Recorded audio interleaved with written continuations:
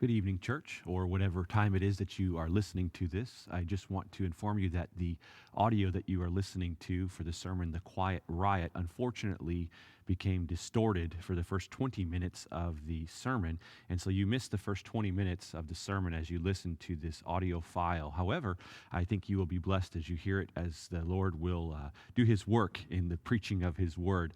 And so again, thank you for listening to this. We do apologize that the first 20 minutes or so did get cut off, but there's still roughly about 45 minutes left of the sermon, and trust that it will be used by God for His purposes. Have a great day, and I look forward to seeing you soon. Please enjoy the sermon now. Together, in order that he would be able to warn them of something, is on account that their business is being infected or disrupted by the work that the Apostle Paul himself is doing. He says in verse 26, "This Paul has persuaded and turned away a great many people, saying that gods made with hands are not gods." This was a big problem for the people of Ephesus. Their gods in which they worshipped, especially Artemis, who was their chief god or goddess in their land, she pervaded all aspects of the Ephesian society and its culture. She brought money to the culture. She also brought influence to the culture and its political gain. And she also was an idol in which they worshipped. She was a false god in which they worshipped and had been worshiping for centuries. For a very, very long time, Ephesus had been known as the place in which the goddess Artemis was residing in. And so as Paul is preaching the gospel here, and lives are being transformed, individuals' hearts are being changed to realize that they are called to worship the one true God and not these things in which are made by hands, these things in which people themselves have created and can destroy if they would choose to do that. He is leading these people away from the worldliness of this city of Ephesus. And so this is a big problem for the people here, especially these men. They worshipped the goddess Artemis, or if you're using the King James, you'll note that it says Diana. Artemis is just the Greek name for this goddess. Diana would be the Roman name or the Latin name for the goddess. Same idea. And so if you're saying, I'm reading the King James, it says Diana, it doesn't say Artemis. Well, it's just the same name, just translated a little bit differently. Now, in history, there are a couple of different Artemises. Artemis was a goddess. She was a female goddess. But in her different contexts, there are different regions in which she showed up in, she often was depicted a little bit differently. In Rome, the goddess Artemis, or Diana as they called her, was the beautiful virgin goddess. But in Ephesus, she was a little bit different from that. In Ephesus, you had Artemis of the Ephesians, who was the multi-breasted god of fertility. I actually saw a sculpture of what she looked like that's in a museum, and I saw a picture of it, and she is really a fascinating-looking creature as they have created her. She has what is to be seen on her torso, these 25 breast-like sculptures or mounds on her. And on top of that, as you look at her lower torso, what she has on her is a bunch of different animals. She's guarded by these lions, and then there's a deer, and then there's a tiger, and then I think there's even a rooster. It's hard to make out. She has all of these different pictures on her. But this is who they worship here. She is the individual who is the multi-breasted god of fertility there. She's a very strange-looking goddess indeed, but this is what the people have created, and this is what they are worshiping. It's actually interesting. If you look forward in verse 35, it says about her it says that the Ephesians is temple keeper of the great Artemis and of the sacred stone that fell from the sky. What we believe happened, and this is a tradition, we don't know anything further than this, is that there was a meteor or something that fell from the sky, or a rock that maybe they found, which they said fell from the sky, and it was really lumpy and had all of these things. So they said, this is the goddess Artemis. Now, they refined that rock over time, but initially they got this idea that Artemis was a god that they needed to worship because there was a rock that fell from the sky, and it had a bunch of lumps all over it, and so therefore they decided to worship it. The foolishness of idolatry knows no bounds, especially with that. Well, nevertheless, as you look at these people, as they are being showing their motivations, their love for money, their love for also the idolatry that they had, and also their love for the national or the political gain in which they were seeking, which they would have lost if Artemis would have been deposed from her place, we can note that this was going to be a big problem for these people, because on top of their worship of her, in Ephesus, Artemis had a temple that was constructed for her by the people, which was one of the 7 wonders of the ancient world. It was beautiful. It was a massive piece of architecture. It was 220 feet by 425 feet in size, and also scattered all throughout it was 125 pillars that towered about 50 feet high, each individually stacked around this building. It was a tremendously beautiful building. They had spent a lot of money on it, and it also earned them a great deal of money because people from all over the Roman Empire would come to Ephesus during the year, I think it was in May, and they would worship Artemis there together collectively, and they would go into the temple, and they would give their worship to Artemis and do all their sorts of things that they would do with this goddess. Well, now you have Paul here proclaiming the utter worthlessness of these idols. And what's happening is it's taking effect. People are being saved, and they are getting rid of their idols. Notice that we'll look at it in a couple of weeks. Paul's not telling them they need to get rid of their idols. He's not destroying these idols. He is just simply proclaiming the gospel. And when this transformation happens in their life, where they are no longer led by the spirit of the age or by the worldly thinking in which they once were led by, they just get rid of their idols. And they stop spending money on these idols. And this becomes a big problem for these individuals because worship of Artemis pervaded all aspects of Ephesian society. And you can imagine that those who are in the world are not going to give up their worldliness or their culture or tradition or whatever you want to call it. They're not going to give these up very easily. They are going to oppose the worldliness, or they are going to oppose the godliness which is pervading all aspects of Ephesian society. And how are they going to oppose it? Well, worldliness is going to come onto display. Well, now, in the first sense, then, worldliness is shown in their love for money. It is their love for money which leads them to oppose the work that God himself is doing amongst his people here in Ephesus. Coming back to verse 24, it says, Demetrius was a silversmith who made silver shrines of Artemis. Now, again, Artemis is the goddess of these people. Demetrius is a silversmith. He makes these little figurines of this Artemis, and he sells them. And this is big business for them. We read in verse 24, it said it brought no little business to the craftsmen. And later he says, this is where we get our wealth from. This term wealth, not a little bit of money. It's a lot of money. These people were well off because of this business that they had.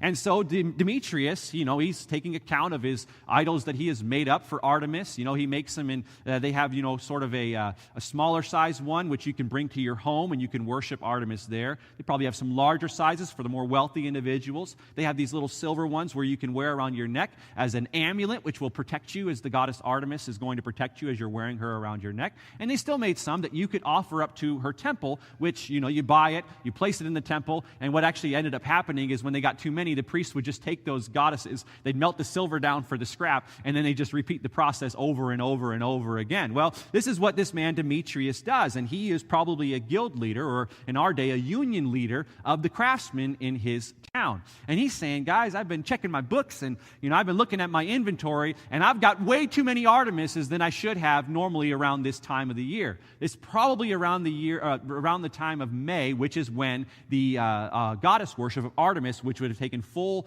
stage in Ephesus. As I mentioned, people would come from all over the Roman Empire to worship her there, and they'd pay all this money for these crafts and other things that were made. And so Demetrius is like, this is not happening in the way in which it should be happening here. Our books are lower. We don't got any money. I've lost our wealth. Something is happening, and something needs to be done on account of what Paul himself is doing, because Paul's the problem. He's preaching these things, saying that our idols are worthless.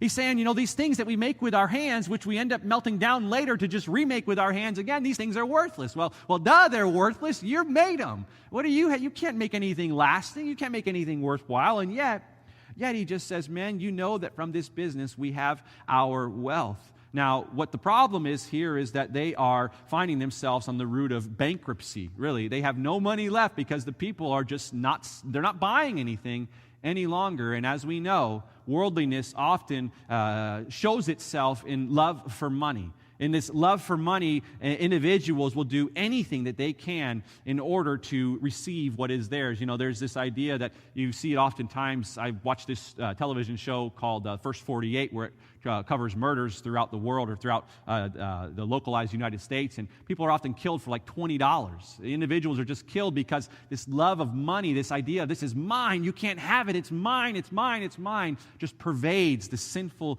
desires of the flesh. And so this is what is happening here. Now, 1 Timothy chapter 6, verse 10 tells us this, and this must be very important for us to consider in the fact that money itself is not evil.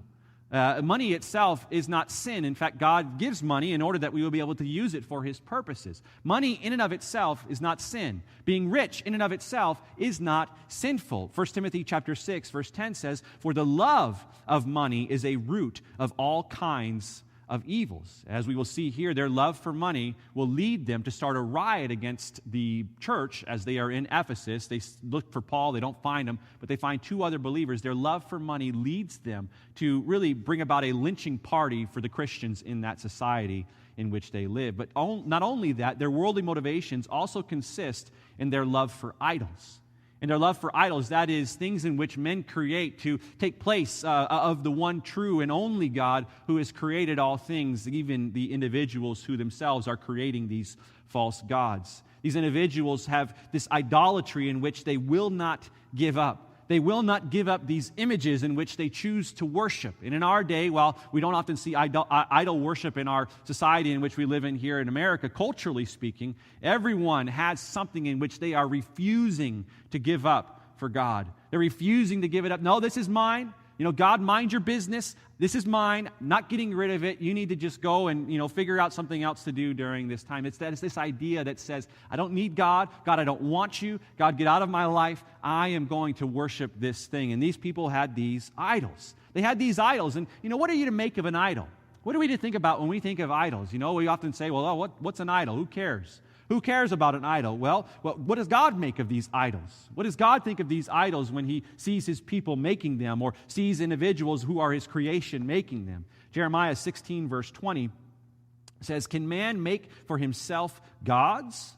And the answer obviously is yes, but the response is, "Such are not gods." And so not only is worldliness pervaded in showing itself not only through the love for money, but also in the total absencing oneself from the worship of the one true God. This idolatry, individuals making images of things in which they worship, which are not God, nor can they be God, because God alone is God and there is no one like Him. Now, the concern for these people here is made clear in verse 27, their worldliness, we could say.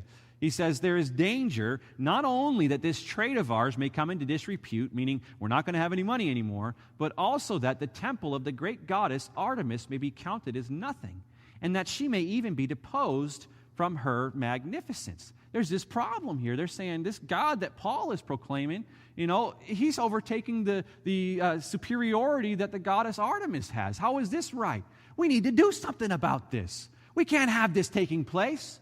We can't have the God of Paul overtaking Artemis here. She's the great and mighty Artemis of the Ephesians. We cannot allow for this to happen. How many times do individuals set up things in this world in order that it can prevent individuals from knowing the one true God? How many times are people unwilling to get rid of something in their life saying, oh, well, I just won't get rid of this, and it often disrupts this individual from having a right relationship with God. One thing that's kind of ironic here about this idolatrous worship that they have here is I think it's funny that they're so concerned about Artemis being deposed from her magnificence, but in this whole account, Artemis does nothing. If Artemis was such a mighty god, don't you think that she would have upheld her glory here and, struck down Paul and the rest of the church herself? She does nothing, and she can't do anything because she isn't nothing. She's made up. She doesn't exist. She knows nothing of what is happening here because she is a figment of these individuals' imaginations. Yet, even though this is the case, the people don't see it that way. The people don't see it that way. The worldliness that they have blinds them to the beauty and glory of the one and only God and causes them to place their hope, their joy, their trust, and livelihood in a lifeless statue which they themselves have created. And so worldliness is both love for money, love for idolatry, but finally, worldliness is also shown in their national and social pride, which leads them to oppose the work that God Himself is doing amongst His church there. So on top of them losing their money, which we read in verse 27, their trade will come into disrepute. On top of the fact that the great goddess Artemis may be counted as nothing and she may be deposed from her magnificence, also they remark on this fact that she is whom all Asia and the world worship. They're saying, not only does this affect our pocketbooks, not only does this affect our god Artemis, but it also affects our standing within our world that we live in. The whole world worships Artemis, as they are saying here. Now, this is probably an exaggeration. We do know that Artemis worship did become quite widespread, but still, they're saying, nationally speaking, they're going to take away our God. We can't have this happening here. People know us as being the Ephesians who have the great goddess Artemis here. We're the temple keeper of Artemis here. And if Artemis loses her value in the society, no one's going to come to Ephesus any longer. People are going to hate our society because we have nothing to offer to them any longer. Now, I'm not saying that it is worldly to be patriotic here. That's not what I'm saying here. Don't mistake me for that. But there is some sense in which patriotism replaces or overtakes one's devotion to God. It causes for an individual to do things in which they would not have done, but because of their great love for the worldliness of this world, they forget, especially believers, forget that they are citizens of heaven. And so you have, in one sense, which we've seen in our society here in the United States, individuals reacting to the tyranny in which they see in the governmental systems that we have here in the United States. And because they see this as tyranny, their desire for which really is just their desire for the American way, they see that being taken away. Their desire for the American way supersedes God's will and His ways, and they often do things that are totally unbiblical. They riot against the government in a way in which is totally unbiblical.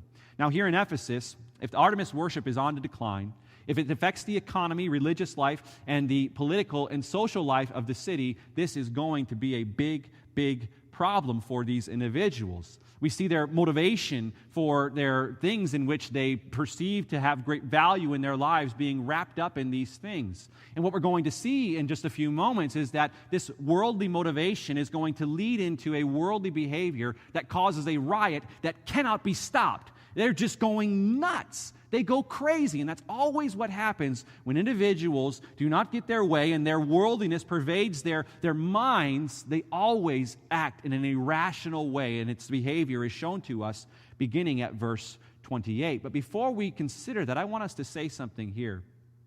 You know, this idea that these these Ephesians have about their Artemis God here, they're saying, you know, if Paul's God overtakes the authority of Artemis here, it's going to make her nothing. It's going to make her worthless. We need to stand up for our goddess here.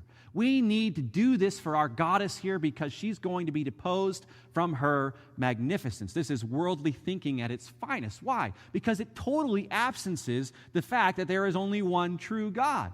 There's one true God who has created all things. These people are worried about Artemis losing her significance because they have created her.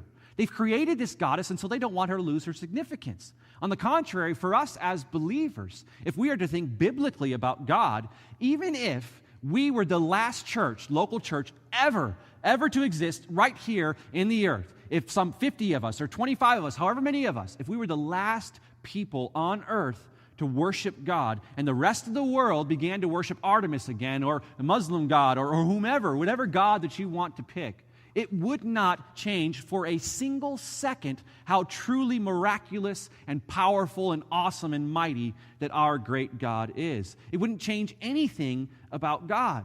Even as we see the American society drifting away from God and the Christian church on the decline in America especially, it doesn't change anything about God. We don't have to revolt and say, "You're taking away my God." God is still God. We don't need to riot against the ungodliness that we see happening in our day. We don't need to beat people into submission, which is what they used to do. Rather, we need to preach the gospel and allow the Spirit of God to do His transformative work. We don't need to become overwhelmed by the ungodliness that we see in our society. As these Ephesians would do, they try to beat Paul and beat the rest of the church into submission to go back to the ways in which they want them to do things, which is worldly in and of itself. The church doesn't need to do that because God, even if it's just us worshiping Him, He is never going to be deposed from His magnificence because He alone is the all-powerful God. Church, if we think about it, 8 people worshiped God in Noah's days. Out of all of the world, 8 people ended up on that ark. And now people would say, well, the majority is probably right here. You know, he's in the minority. No one cares about his God. What happened to the people? What happened to the people in Noah's days? Did the fact that only 8 people worship God diminish his power? No. Contrary to what the world thinks concerning their gods, our God does not get his power from us, nor does his name continue because of us. God is not dependent upon his creation for anything. He alone is God. Worldly thinking does not have to get into our system. Our worldview does not have to change if we become lesser in the society in which we live in. We're not of this world. We are separated from the world. And so whatever happens, we don't need to respond as the Ephesians would do here. But still also, I want us to say one other thing about the motivations to worldliness. You say, what am I to think about in terms of the money in which I have? How should I, as a believer, see the money or the resources in which God himself has given to me? How can I ensure that the love for money does not lead for me to live a worldly type of lifestyle? Well, 1 Timothy chapter 6, verse 17 to 19 gives us the right attitude towards money. It says, as for the rich in this present age, charge them not to be haughty, nor to set their hopes on the uncertainty of riches, but on God, who richly provides us with everything to enjoy. They are to do good, to be rich in good works, to be generous and ready to share, thus storing up treasure for themselves as a good foundation for the future, so that they may take hold of that which is truly life. Ultimately, he says, our money is not ours. It's given to us by God to steward. Let us be faithful with what God has given to us in order that it would bring him glory, and it would also help individuals who are in more need than us. Well, now, worldly motivation then is seen in these 3 characteristics: love for money, love for idols, and also social and national pride, which are in opposition to God and his ways. The second question that we must ask ourselves is, what happens when the worldliness takes over these individuals? What does their behavior look like? What is the behavior of someone who is worldly, who is love for their money or their love for their nation or their love for their socioeconomic status? What happens to an individual whose worldliness overtakes them? Well, we see it in the activity of the world here in verse 28 to verse 34. It says, when they heard this, they were enraged and were crying out, great is Artemis of the Ephesians. So the city was filled with the confusion, and they rushed together into the theater, dragging with them Gaius and Aristarchus, Macedonians who were Paul's companions in travel. But when Paul wished to go in among the crowd, the disciples would not let him. And even some of the Asiarchs who were friends of his sent to him and were urging him not to venture into the theater. Now some cried out one thing, some another, for the assembly was in confusion, and most of them did not know why they had come together.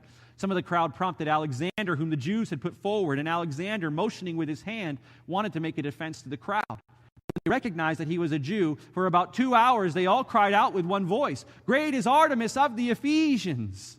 What do you see here? What's the activity? What's the behavior of the world here? It is riotous, rebellious confusion. They don't know what is going on. They are totally out of control. They have no control over their beings. They are out for blood. It is a lynching party that is going to take place here. They're dragging Aristarchus and Gaius with them because they can't find Paul, and they're yanking him over into the theater, and they're going to kill them right then and there because they can't stand that their worldliness is on attack from the godliness of the church that is found there in this town of Ephesus. They say, if we're not going to have our way, if Artemis worship is going to be no longer, then you're not going to have your way either. We're going to stomp it out once and for all. Now, some people who are trying to be compassionate towards the world in this sense, to try to say, you'd expect them to do this here. They say, well, these people, what we see happening is merely passion. Passion for their God. Passion for their money. Passion for their nation. Passion for their society here. Passion can often be confused with a riot. Passion can often be confused with someone becoming totally out of control to the point where they themselves are rioting. This is not passion. This is anger. This is sin. This is the response that sin always has to the effect of God at work in the midst of the society in which God himself is working here. This is what is happening here. Sin is dissolving this city into chaos. Worldliness is bringing this world, this city of Ephesus, to complete and total confusion. See, what's happening here is Demetrius, he's gathered up his guild of craftsmen. He's got all of his brothers with him, and they're, going down the street, main street, shouting, great is Artemis of the Ephesians. And as often happens, you got a crowd and people yelling. People are going to peek out their door to say, what's going on here? So they're shouting it as they're walking over to the theater. Another person peeps out their door. What's going on here? Oh, they're talking about Artemis of the Ephesians. Oh, we should go over there. And so they join, and they start shouting this, and they're raising their fist and pumping their fist and spitting and doing all sorts of things that people do when they go crazy in this society that we live in. They are rioting. They're planning on having a lynching party for the Christians here. And so they continue to march down Main Street there, and they get Gaius and they get Aristarchus, two believers, friends of Paul, and they yank them out of their homes or wherever they are, and they start dragging them into the theater so that they make them stand trial for the work that they have done in opposing the worldliness of these individuals here. These men, Demetrius and his craftspeople, are stirring up the crowd to create a riot that is going to lead this town of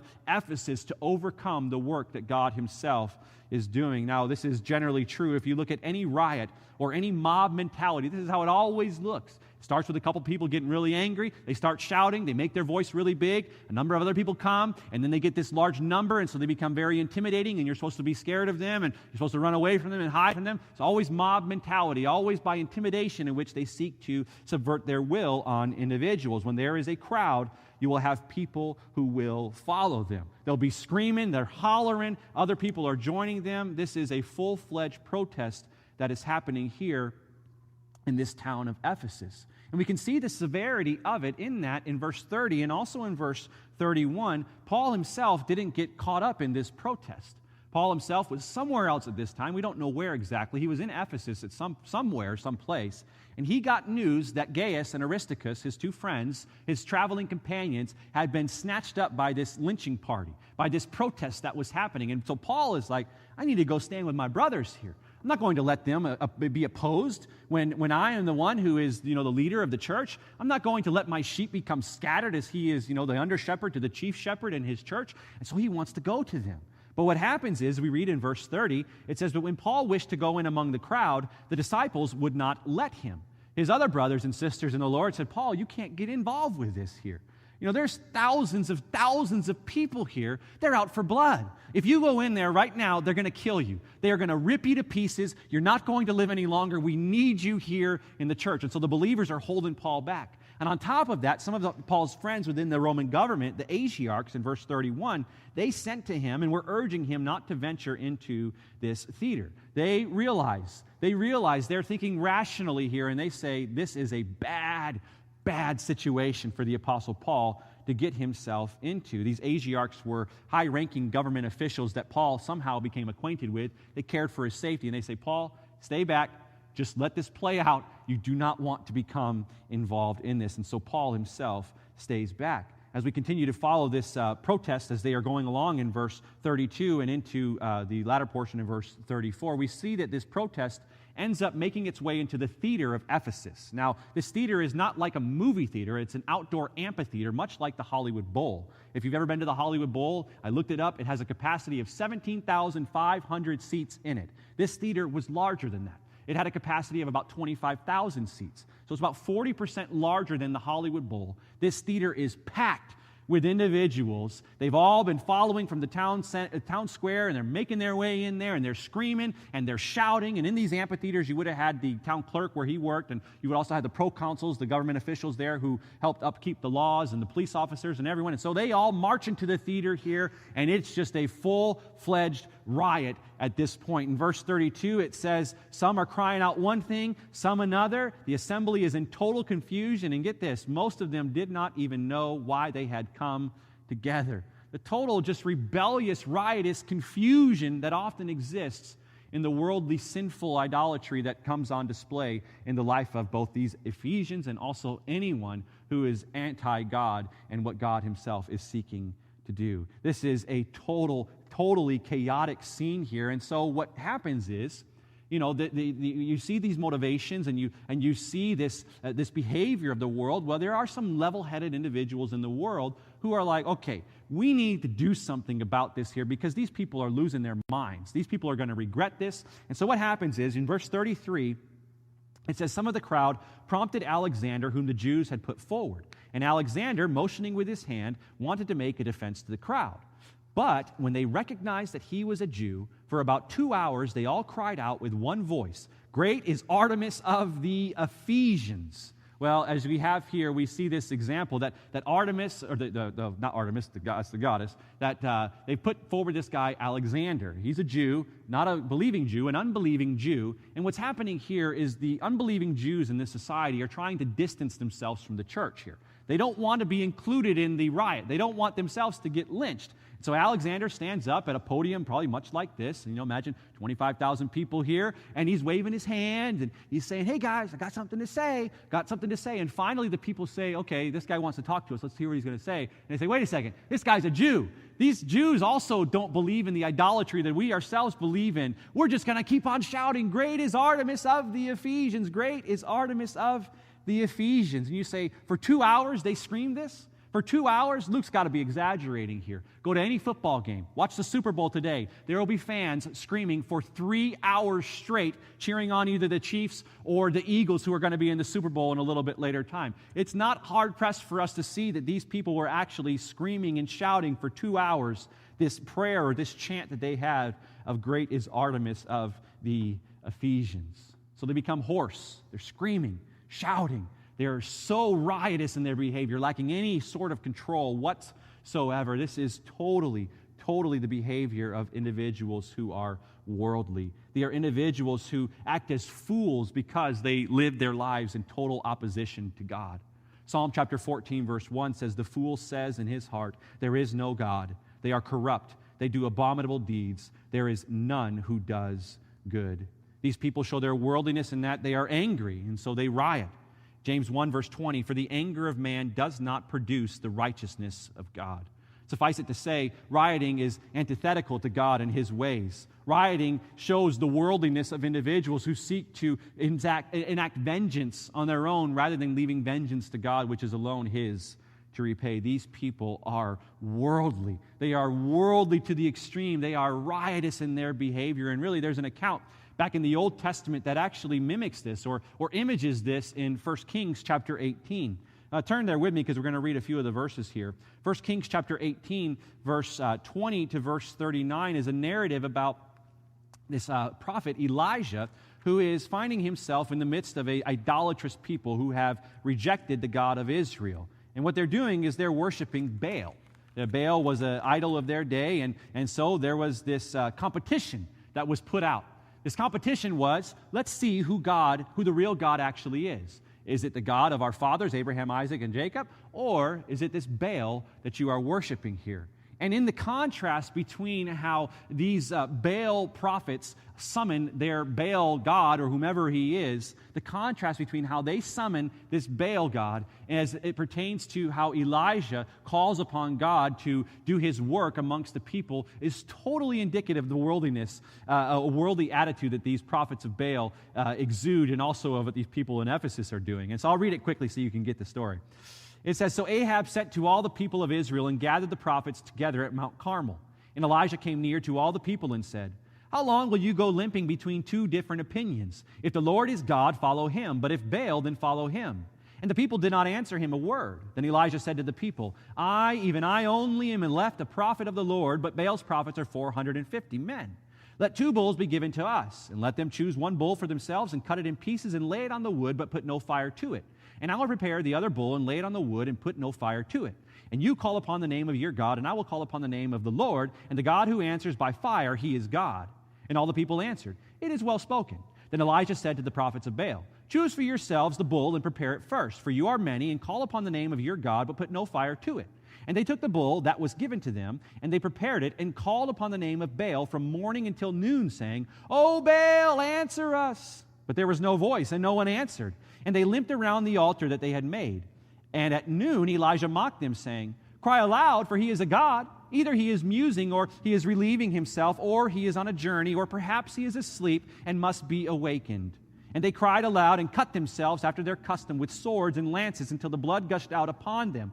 And as the midday passed, they raved on until the time of the offering of the oblation. But there was no voice. No one answered. No one paid attention. Then Elijah said to all the people, come near to me. And all the people came near to him, and he repaired the altar of the Lord that had been thrown down. Elijah took 12 stones, according to the number of the tribes of the sons of Jacob, to whom the word of the Lord came, saying, Israel shall be your name. And with the stones he built an altar in the name of the Lord, and he made a trench about the altar as great as would contain 2 seahs of seed. And he put wood in order and cut the bowl in pieces and laid it on the wood, and he said, fill 4 jars with water and pour it on the burnt offering and on the wood. And he said, do it a second time. And they did it a second time, and he said, do it a third time. And they did it a third time. And the water ran around the altar and filled the trench also with water. And at that time of the offering of the oblation, Elijah the prophet came near and said, O Lord, God of Abraham, Isaac, and Israel, let it be known this day that you are God in Israel, and that I am your servant, and that I have done all these things at your word. Answer me, O Lord, answer me, that this people may know that you, O Lord, are God, and that you have turned their hearts, back. Then the fire of the Lord fell and consumed the burnt offering and the wood and the stones and the dust, and licked up the water that was in the trench. And when all the people saw it, they fell on their faces and said, the Lord, He is God. The Lord, He is God. We see the contrast here between these two individuals. You have one who is a follower of the Lord and the other who is an idol worshiper. They're cutting themselves. They're beating themselves. Nothing happens. They're riotous. They are totally out of control. Elijah, calm, collected, self-controlled. He goes before and offers this up to God, and we see the results of it. Now then, we have the motivation of worldliness, the activity or the behavior of worldliness, and finally the solution that the world puts up to try to stop worldliness. The solution, the world says we've got a problem. Even the world realizes when it loses control to a certain extent, and they say, we've got to figure out the problem here. We've got to solve it. Well, the solution comes, verse 35 to 41, and we'll try to hurry through this here. It says, and when the town clerk had quieted the crowd, he said, men of Ephesus, who is there who does not know that the city of the Ephesians is temple keeper of the great Artemis and of the sacred stone that fell from the sky? Seeing then that these things cannot be denied, you ought to be quiet and do nothing rash. For you have brought these men here who are neither sacrilegious nor blasphemers of our goddess. If therefore Demetrius and the craftsmen with him have a complaint against anyone, the courts are open and there are proconsuls. Let them bring charges against one another. But if you seek anything further, it shall be settled in the regular assembly. For we really are in danger of being charged with rioting today, since there is no cause that we can give to justify this commotion. And when he had said these things, he dismissed the assembly. Now, the solution of the world, and I would just say this from the start, the solution of the world is always rooted in the fear of man, not from the fear of God. How do we know this? Well, we see this happening here. The solutions of the world to the sin problem in their world, they may not call it sin, but the problems that they see arising in the world, the solutions of to worldliness always come from the fear of man. You have this man, the town clerk, he gets up to the podium and he quiets the crowd. You may say, the town clerk quiets the crowd? He's just a clerk. Who cares about him? Well, the town clerk in Ephesus had a great amount of authority there. So when he got up to the podium, the people knew that it was time to listen. And so he quiets the crowd here, and what he says will carry weight and will bring about a resolution. Verse 41 tells us the riot itself stopped. You say, how does he restore order? What does he do? What fear of man leads these individuals to restore order? Well, first he suggests to them this. Let's just coexist with Paul's people. Let's just coexist with them. We don't need to argue with them. We can all get along. We're all men. We can all get along here. Let's just coexist, because after all, Paul's people are not against yours. You could just get along, just coexist here. His argument really is seen from verse 35 to verse 39, which is what I've read already. He says, even with what Paul is doing here in Ephesus, Artemis has not been deposed from her place. People are still worshiping her. People are still buying your shrines, maybe not as much. And on top of that, the people that you brought here, Gaius and Aristarchus, they've not blasphemed this goddess, nor are they sacrilegious towards her. They're not trying to defame these images. They're not going around sacrilegious means they're breaking the images. They're not doing any of that. So what are you worried about here? Just coexist with them. Let's just all get along. Let's just all get along. And better yet, if you can't get along with them, if you try to coexist and you still can't get along, go to the courts. Go to the court system, make a law against them, sue them, get your money back, and it'll all be fine. It's fine. Don't worry about this problem any longer. It's this worldly concept. Basically, if you cannot coexist, let the government figure it out. But still, he will have another position that these people can take, another solution to it. If you can't coexist with them, well, the other problem is you're going to get yourself in trouble. The fear of man comes into play again here. If you can't coexist, if you can't take it to the government, your problem, well, what's going to happen is the government is going to arrest you, and they say, oh, we don't want to be arrested here. The fear of man comes into play. You see, if they were truly passionate about this, no amount of government involvement could stop them from doing what they were doing to try to uphold the name of their God. Remember when the government, the Sanhedrin, tried to stop Paul or Peter and them from proclaiming the gospel? And they said, you keep proclaiming the gospel, we're going to arrest you, and we're going to put you in prison, and we'll probably end up killing you. What Peter and them say is, well, you can say that, but we're going to serve God, not men. For these people, they say, oh, the government's going to get involved. I don't want to get involved with that. We'll stop here. And so the fear of man prevents these people or leads these people to stop this sinful behavior. As it was, the Roman government hated nothing more than lawlessness. They valued order. Disorder, it was going to be greatly punished. And so we have the town clerk who appeals to this. Well, this quiets them right away, and the crowd is dispersed. Now, we must notice this about here, which is critical to understanding the worldliness of these individuals. After all, the problem which they're trying to solve is not just some general issue. It's not just some small problem. This is a sin problem. As we know, worldliness is that which is antithetical to God, His will and His ways. It's things in which are totally contrary to God. And so this is a sin problem. And the world is trying to solve a sin problem with more sinners. What's going to happen? When you try to solve a problem as a sinner, you're going to create more sin in your life, which is what happens here. When disagreements come, the world says, just let everyone coexist. All paths lead to God or a God, and so let's just let these people do what they're going to do. Those people can do what they're going to do, and that's the fear of man. We don't want a conflict, and so, well, let's just believe what we want, and everything will be well. And if we can't coexist, well then, let's just let the government control the sin. Let the government control the sin. And it's true, God has instituted the government to control the sin to a certain extent. But even then, the government cannot solve the problem of sin, nor can they get rid of it in any real sense. And so you say, what is the solution to worldliness? What must happen here for these people to have a change of heart? A true change of heart? Because after all, the problem hasn't gone away. Paul's still going to preach the gospel. People are still going to be saved. They're still going to lose their influence. Artemis is not going to be worshipped there much longer. This is going to be a problem that continues. What must happen? What must happen to this sin problem that is pervading the life of these Ephesian individuals? Well, the solution to worldliness can only be solved by God Himself. It's a spiritual battle, worldliness. It's not just some physical thing in which we can undertake and overthrow or control. This is a spiritual battle between God and Satan, who are at enmity with one another, and Satan is seeking to disrupt and distort God's will and His ways and to take glory from God.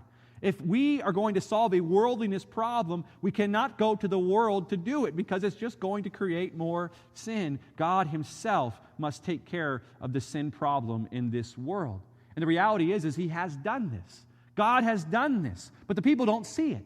Even though Paul's proclaiming the gospel, their worldliness has blinded them to the truth of the gospel, and they are not willing to succumb to that. And so their solution ends up becoming, well, we're fearful of man. Let's just coexist for a time. If we still don't get along, I can go to the government. The government will take care of it. And even then, I don't want to get arrested, so I'll stop for a time. It's always, if you want to calm down the world, threaten them with arrest, or just say, well, we're just all going to get along, and you can bet that they will just be happy as can be.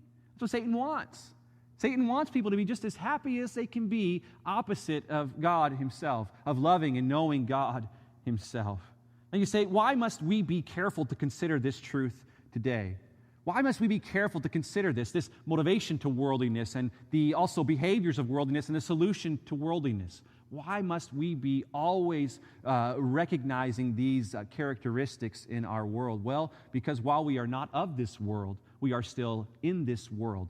And the sinful attitudes of the world in which we live pervade every aspect of our society. And if we are not careful, what will begin to happen is the church, as it gives way to, not wanting conflict or not wanting to offend or not wanting to, get involved with the things that the world is doing, what's going to happen here is the church is going to fall victim to the worldliness that surrounds us. It's going to be swallowed up by the worldliness. The Ephesian church had a large problem here, a greater problem than this riot even. It's a greater problem than this riot even. Who cares about the riot? They had the problem of worldliness. The world was against them. The world was seeking to swallow them up just as we are here in Hollywood. The worldliness of Hollywood pervades every aspect of our society in which we live. Its motivations, its desires, its activities, its agendas, everything is on full display here. And if we as a church are not careful, if we as a church are not constantly aware of the fact that God has taken us out of this world, though we are yet still in it, and has transferred us into His kingdom of marvelous light, we are going to be overcome by the world in which we are living in. How do I know? How do I know that this should be something that we ought to be aware of here? Well, take the example of the Ephesian church. The Ephesian church here, they win the battle here at this point.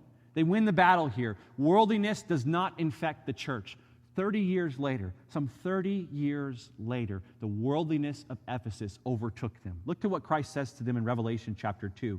He speaks to the church at Ephesus. Revelation 2, verse 1, to the angel of the church in Ephesus write, the words of him who holds the 7 stars in his right hand, who walks among the 7 golden lampstands. I know your works, your toil, and your patient endurance, and how you cannot bear with those who are evil, but have tested those who call themselves apostles and are not, and found them to be false. I know you are enduring patiently and bearing up for my name's sake, and you have not grown weary. Pretty good, right? But this is the problem. But I have this against you, that you have abandoned the love that you had at first. Remember, therefore, from where you have fallen, repent and do the works you did at first. If not, I will come to you and remove your lampstand from its place unless you repent. The world had infected this church. They no longer were being governed by the love that they had in the first place, but rather they were being governed by the love that they had for the present world. And Christ rebukes them for that 30 years after this, just 30 years from the inception of this church in Ephesus, and the world almost swallowed it up completely. You look around the city of Hollywood here today, we have about a 120-year history here in Hollywood with churches. You know how many Bible-believing churches there are left here in Hollywood? Very, very few. Up the street, the Methodist Church has totally replaced the Bible for their own agenda. And you look at other churches, and many of these other churches here in Hollywood today have totally succumbed to the pressures of this world. Church, we must be on guard against these things. Not for morality's sake, that in and of itself is worldly as also. We are to do this for the sake that we would glorify the one who has saved us from this world, from this sin in which so easily entangled us. We are to do this for the sake of magnifying the name of our great God here in the city of Hollywood. Not only that His name will be glorified, but also that we would lead others to worship Him through His Son, the only Savior, Jesus Christ. Church, we are to be the light of the world, not the worldly light. We are to be the light of the world. We are not to image the world. We are not to exude worldliness from what we are emanating from our light source. Rather, we are to emanate the light of Jesus Christ, who is our Savior. You say, how do I do this? How do I ensure that I do not become caught up with the worldliness of the days in which I am living in? Well, we're going to see in a couple of weeks from the example of the Ephesian church here in this same passage, looking at it from an entirely different standpoint, from the church's standpoint, how the church was able to affect the world in the right way. And as we look at that, we'll see some wonderful, wonderful principles that we can establish in our own life as a church. But until then, what we must also ultimately understand is that it is essentially this. If we wish to live according to our position as those who are light in the world, not of the world, we must do all things to the glory of God. Everything we do, whatever we do, I don't care what it is that you're doing, everything that you do must be done to the glory of God. Why? Because worldliness is all that is which is antithetical to God. And so if you do all things to the glory of God, you have nothing to worry about. Nothing at all to worry about if you live your life to the glory of God. Yet, always be concerned that there are many who have confessed to be concerned to do all to the glory of God, and yet are found to use this as a stepping stone for their own agenda. Church, may it never be for us that we just say we want to glorify God. May it be that we are seeking to glorify God in all that we do. May each of us have our heart's desire be to follow Jesus in all that we do, to look to Him only as the author and perfecter of our faith, our great high priest who we can turn to always receive mercy and grace in our times of great need and temptations to worldliness. Church, may it be to God alone who we give all glory, honor, and praise to, who has brought us out of this dark world and into His marvelous light. Let's pray. Heavenly Father, I thank you for this day that we have to be able to come and consider your word. God, I thank you that we are able to do so with this freedom, Lord, without even considering if someone might come in and try to stop us from proclaiming your word, or worrying what people might think about us, God, because we know that you are with us always. God, we know that no matter what may come against us in this world in which we are living in, we need not be afraid because you, God, have overcome the world. As you sent your Son, Jesus Christ, he overcame the world. He is our righteousness. He is the one in whom has defeated the powers of sin. He has defeated Satan. He has defeated death itself. God, if we wish to be a church that is not falling victim to the aspects of worldliness in which we are living in, God, may we continually look to our great and wonderful Savior.